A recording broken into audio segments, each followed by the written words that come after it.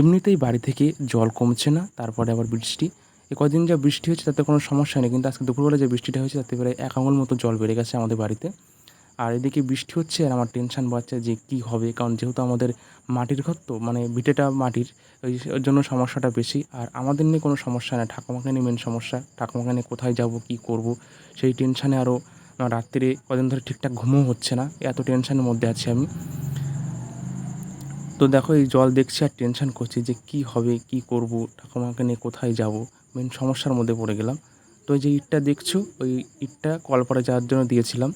তো ইটটা বৃষ্টি হওয়ার আগে জাগনা ছিল, তারপরে বৃষ্টি হওয়ার আগে একদম পুরো ডুবে গেছে। তো যাই হোক, কিছু করার নেই, ভগবান যা করে এখন মঙ্গলের জন্যই করে, এখন ভগবান ভরসা। আর আমাদের মতো মানুষের ভগবান ছাড়া কেউ নেই, সুখ দুঃখ আনন্দ এই নিয়ে জীবন।